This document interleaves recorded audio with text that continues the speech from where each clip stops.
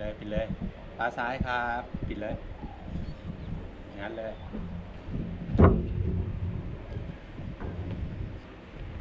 ตรงนี้ผมนั่งรอก็ได้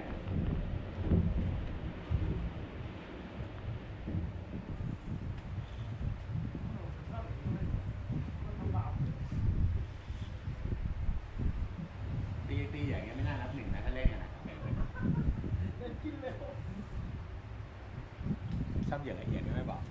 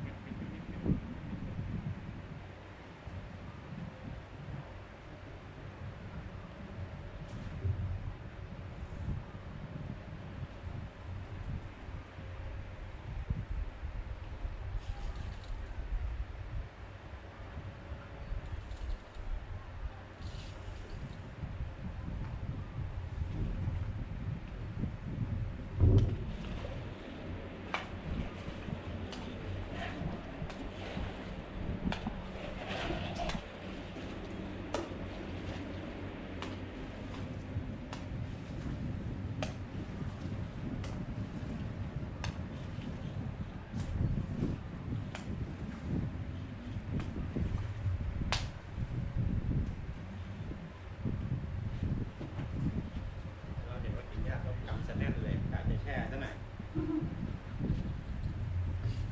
นี่ตีเหยียบพวกหมาลงทีเลย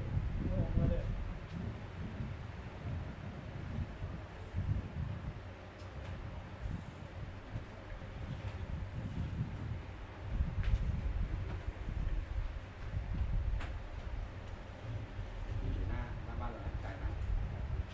ขาซ้ายนิดนึงนะครับพี่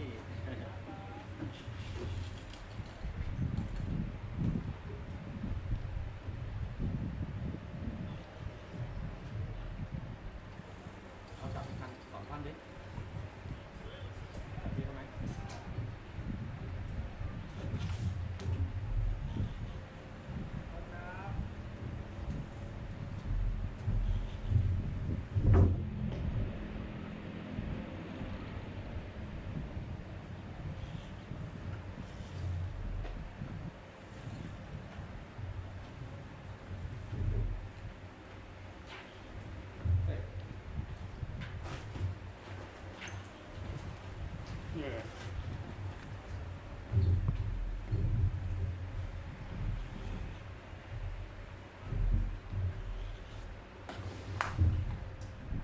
ตกไม่เก่งแต่ละลาน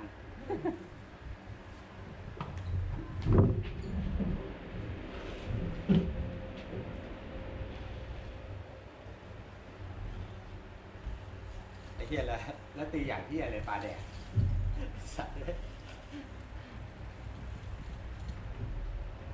เดินมาจะให้เดินมาขอบแล้วก็งานขึ้นเดินมาขอบนี้เดินมาขอบนี้เก็บสายเดินเก็บสายเดินเดินแล้วเก็บสายงัดขึ้นเข้าบ้านก็ฐานเหมือนเดิม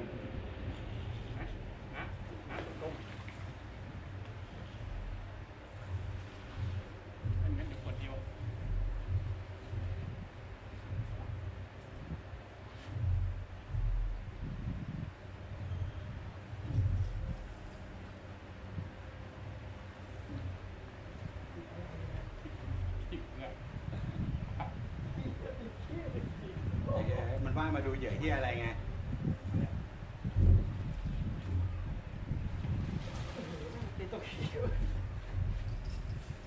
ปิดอีกปิดได้อีกไปปิดได้อีก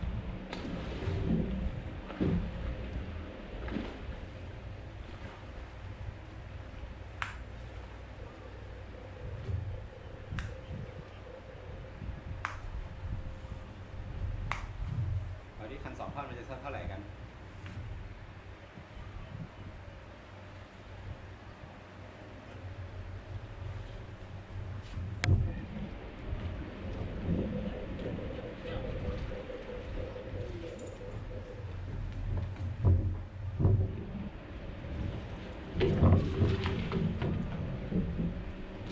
กดเลย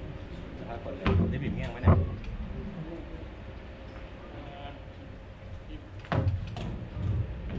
หนึ่งนะ โอ้ยนี่อ้วนนะเนี่ยนี่อ้วนสมบูรณ์เลยอ่ะ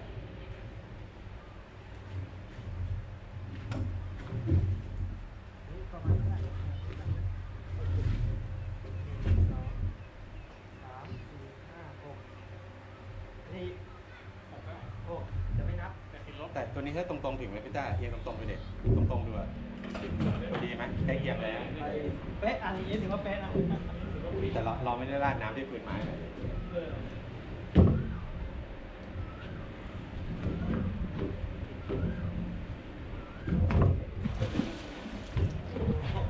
จบเลยนี่จบเลยไม่นับอีกแล้วไม่เอาแต้มอีกแล้ว อะไรวะโอ้ยได้ขิงไม่ได้อะไรขาดเลยโอ้ขาดทิ้งเลยเยอะเลยเอาไปยืดตรงสายไปปากมาก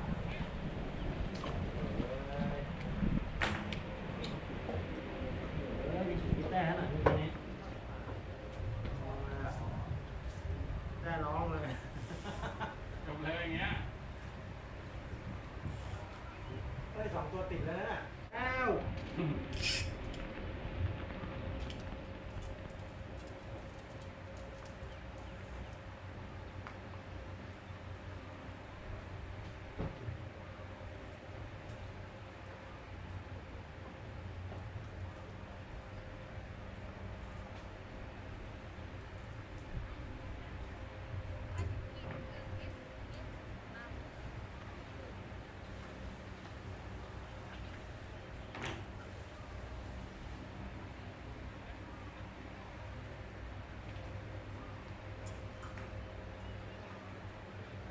เปล่า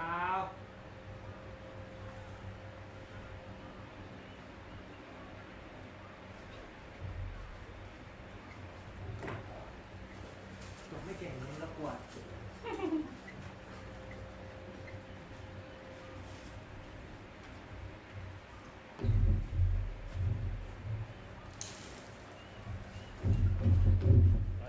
รับอะไรครับผม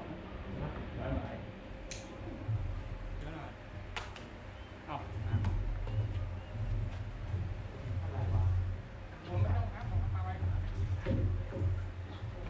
ปลาช่อนมั้ง ต้องคนนี้ ถึงจับแต่ตะขบเลย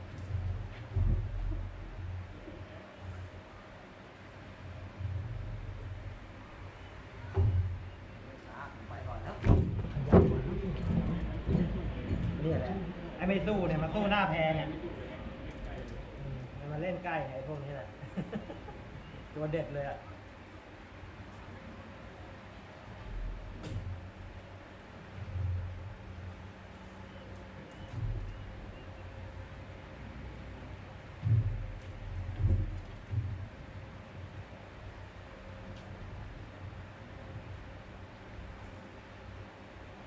ผมต้องถึงคามือแล้วมั้งผมอ่ะ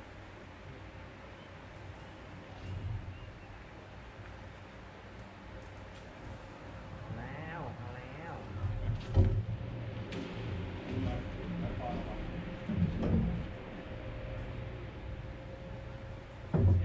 เฮ้ยเมื่อกี้ผมก็ถือว่าโอเคแล้วเมื่อกี้นี่ถือว่าเดิมดีอยู่แต่แค่ไปติดขี้เมื่อกี้ก็นับหนึ่งแล้วอ่ะผมเริ่มนับหนึ่งแล้วนะ ลบนะ ฮะ นะลบหนึ่งนะ ก็ดี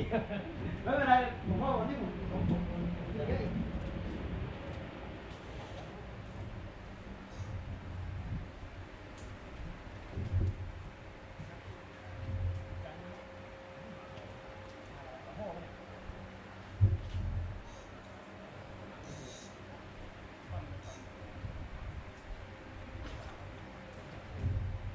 โอ้โหใหญ่ด้วย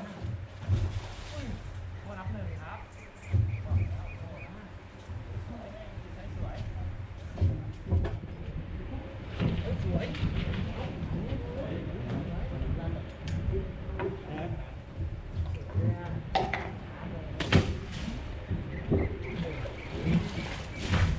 วังเหล็ก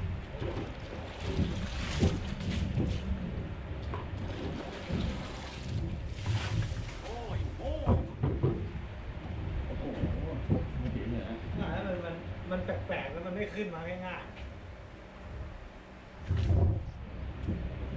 เรียบร้อยนะตักปลาเลยไทย ๆ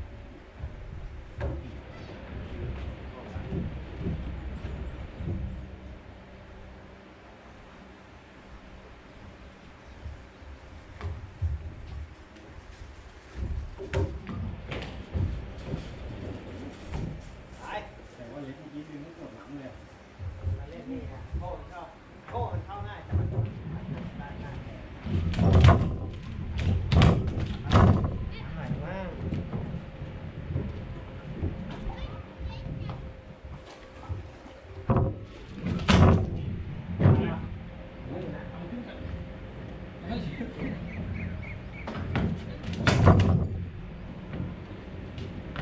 หนักอ่ะไม่ได้แล้วคนต่อไปจะเลือกนะโอ้ยมองเห็นเลยนะ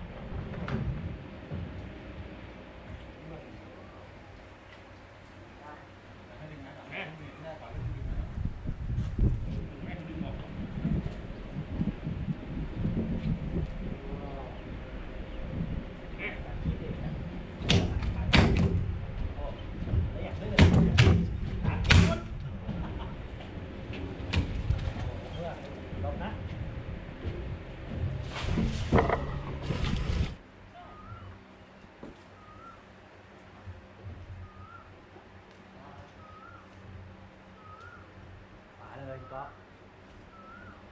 แล้วผมไปซ้ายถอยไปขวาแทนให้ดูเด็กเลย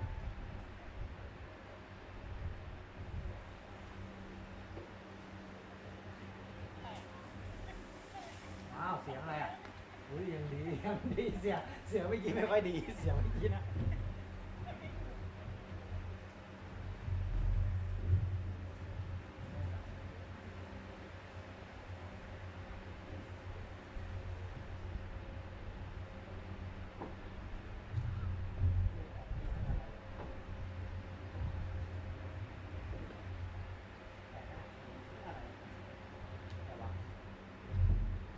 นี่แล้วแห้งแล้วนะ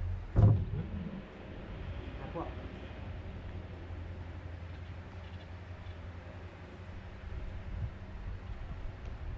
กินแล้ว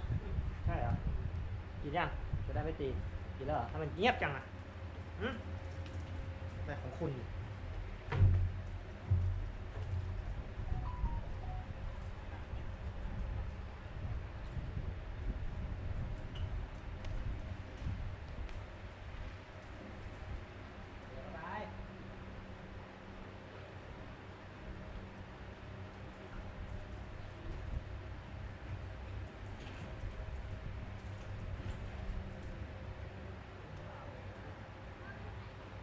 ได้ก็ได้กันอีกแล้วเนี่ย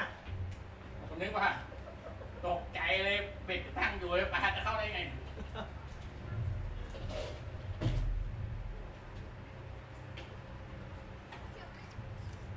น่าจะคงก็ได้ เดี๋ยวแล้วผมก็ได้ผมก็ไม่ได้ถามว่าเราได้แต่เราติดลบเราก็ถือว่าเราได้อะได้สองตัวแล้วด้วยหลุดไปตัวหนึ่งก็ถือว่าได้อ่ะนะ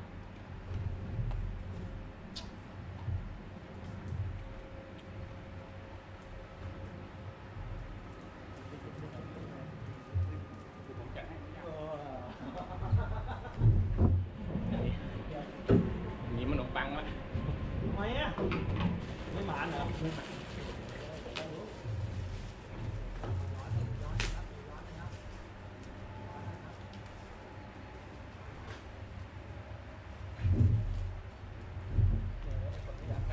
ติดกับเด็กขาด ธรรมดาเนาะอะไรเขา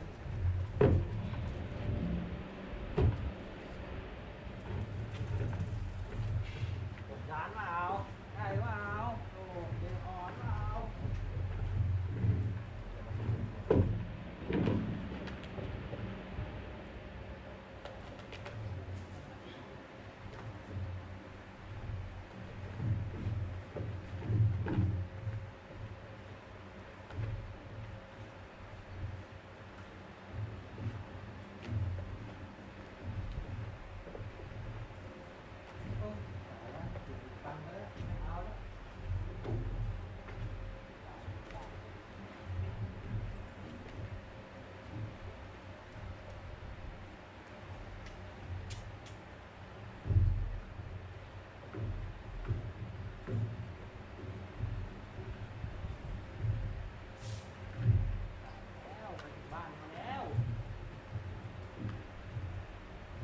เอาไปเตรียมเอาไป ขวาซ้ายนะครับ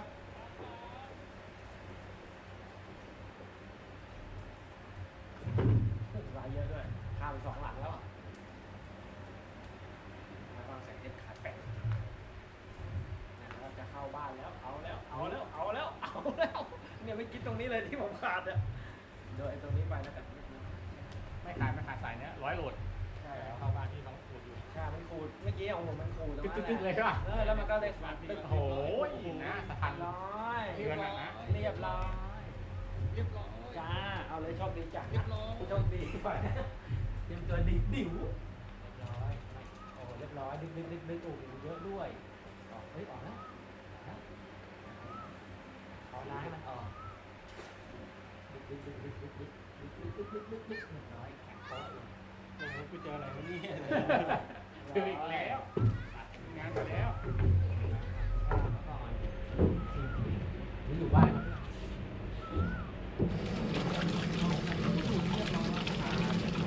สีอยู่นานแล้วแล้วข้างหน้ามันเป็นเทียมเป็นอะไรหรือเปล่าเนี่ย เฮ้ยใครตีก่อนนะ ผมเนี่ย เอาไปก่อนเลยผมให้พี่ตีก่อนเลย อ๋อโยนได้ครับจิ๊บโอ้ขอบคุณครับพี่ โอ้โห ขาดบานเลย น้อยด้วย สียับ ทิ้งครับทิ้งตรงนั้นเลยนะจ๊ะเราตรงนั้นเลยนะจ๊ะนะแต้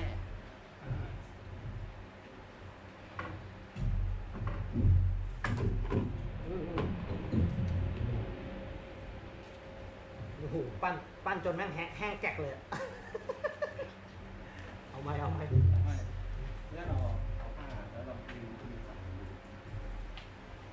แหมเป็นใกล้ๆ เท่าไหร่เนี่ย6เลย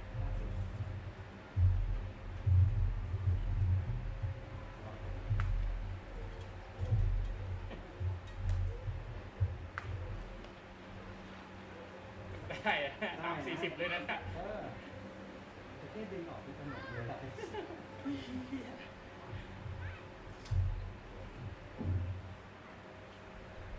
โอ้ยแล้วรอดูไปแค่ไหนเนี่ย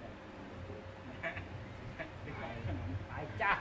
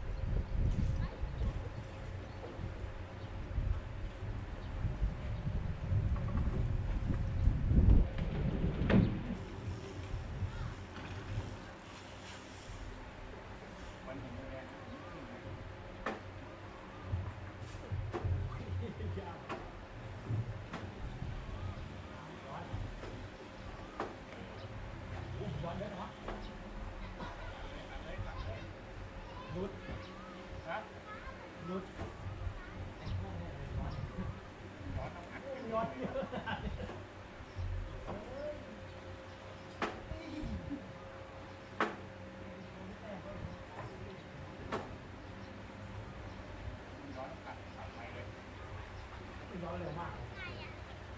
ตัดเดียวดัง